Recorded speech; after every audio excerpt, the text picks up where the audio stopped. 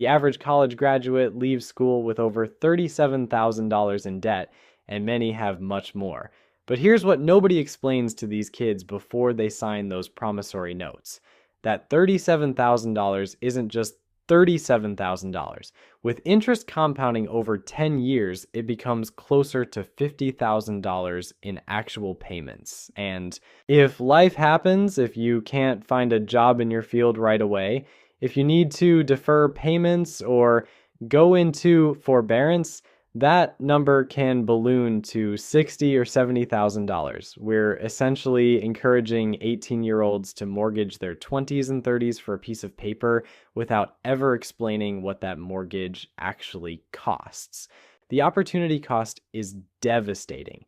That $500 monthly student loan payment could instead go into a retirement account. Over 40 years, $500 a month invested at a 7% return becomes over $1.3 million.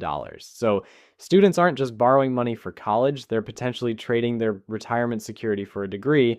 But nobody mentions this trade-off because it might hurt enrollment numbers. Here's another money skill that school completely ignores: understanding the difference between assets and liabilities. This sounds fancy, but it's actually embarrassingly simple.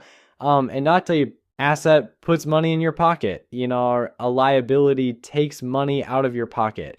Your house might be an asset if it appreciates in value and you can rent it out for more than your mortgage payment, but it's a liability if you're just living in it and paying the mortgage, insurance, and maintenance costs. Your car is almost always a liability. It depreciates the moment you drive it off the lot, requires insurance, maintenance, and gas, and gives you nothing back except transportation. But we live in a culture that treats cars like investments, where people finance $60,000 trucks they can't afford because they need them for their image. The lack of asset and liability education is why so many people who look wealthy on paper are actually broke. They have a big house, fancy cars, and expensive clothes, but no actual wealth. They're what we call house poor or car poor, where all their money goes to servicing debt on things that aren't making them any richer. Speaking of things that look like investments but aren't, let's talk about the homeownership myth. For decades, we've been told that buying a house is always a good investment, that rent is just throwing money away, and that homeownership is the American dream. But schools never teach the actual math behind homeownership versus renting. When you buy a house, you're not just paying the purchase price. You're paying interest on the mortgage, property taxes, homeowner's insurance, maintenance, repairs, and opportunity cost on your down payment. Over 30 years, a $300,000 house with a typical mortgage might cost you closer to $600,000 in total payments and maintenance. Meanwhile, if you rented a similar place for $1,500 a month and invested the difference between rent and total home ownership costs, you might end up with more wealth than the homeowner. But this isn't a conversation schools want to have because it challenges one of our most sacred financial assumptions. The real tragedy is that this financial illiteracy isn't just hurting individuals, it's creating systemic economic problems that affect everyone. When people don't understand debt, they take on too much of it. When they don't understand investing, they don't participate in wealth building. When they don't understand basic economics, they make voting decisions based on financial misconceptions. This brings us to something schools definitely don't want to teach because it might upset parents and politicians. The relationship between financial literacy and political manipulation.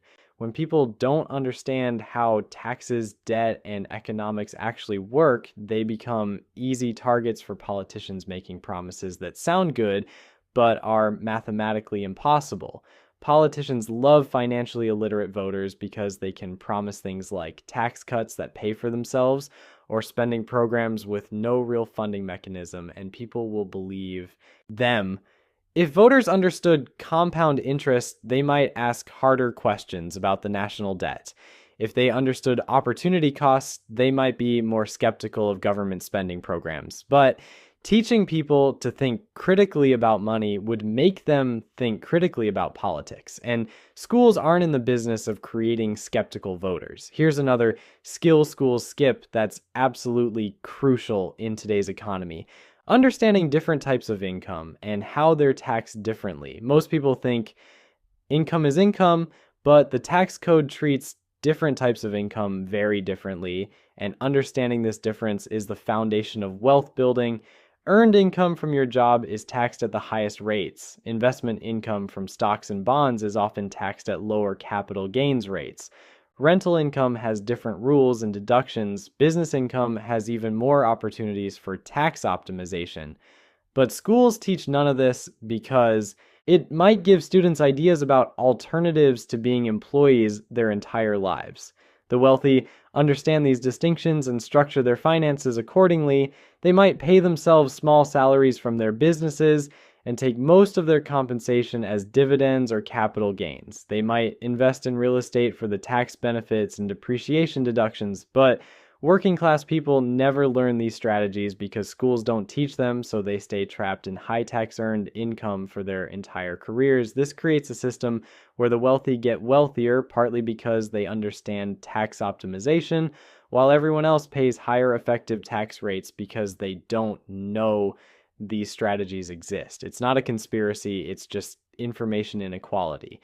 The wealthy learn this stuff from their wealthy parents or expensive financial advisors. Everyone else gets no financial education at all. Let's talk about another massive blind spot in financial education: the psychology of money and how emotions affect financial decisions. Schools treat money like it's purely mathematical, but money decisions are intensely emotional and psychological. Understanding your own money psychology might be more important than understanding compound interest. Some people are natural spenders who get emotional satisfaction from purchases. Others are natural savers who get anxiety from spending money. Some people use money to feel powerful or secure. Others use it to show love or gain approval. These psychological patterns drive financial behavior much more than rational mathematical calculations, but schools never address the emotional component of money management.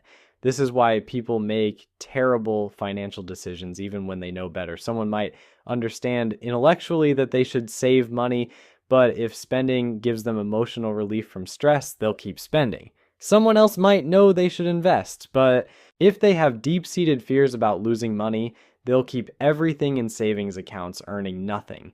Without understanding these psychological drivers, financial education becomes useless. It's like teaching someone about nutrition while ignoring their emotional relationship with food.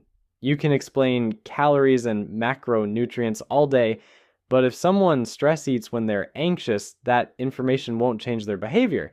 Schools could teach students to recognize their money triggers, understand their financial fears, and develop healthy money habits that align with their psychology.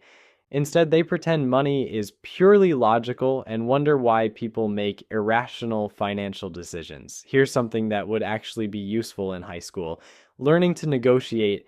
Every major financial decision involves negotiation. Your salary, your rent, your car purchase, your insurance rates, even your credit card interest rates are all negotiable. But somehow graduate students who are terrified to ask for a raise or negotiate a better deal on anything. The average person who negotiates their salary just once in their career will earn over $1 million more over their lifetime compared to someone who never negotiates. $1 million. That's more than most people's entire net worth, and it comes from having a single conversation that schools never teach you how to have. But negotiation isn't just about salary. Everything in adult life is negotiable if you know how to approach it. Your credit card company will often lower your interest rate if you call and ask. Your insurance company might give you discounts you don't know exist. Landlords might reduce rent if you're a good tenant and you ask at the right time. But schools teach none of this because they're busy making sure you know about the Louisiana Purchase. Let's talk about something that's becoming increasingly important but gets zero attention in schools: the gig economy and non-traditional income streams. The idea of working for one company for 30 years and retiring with a pension is basically extinct, but schools still prepare students for that world. Today's economy rewards people who understand multiple income streams: freelancing, side hustles, and entrepreneurship. But schools are still designed to create employees, not business owners. They teach you to follow instructions and complete assignments, not to identify problems and create solutions that people will pay for.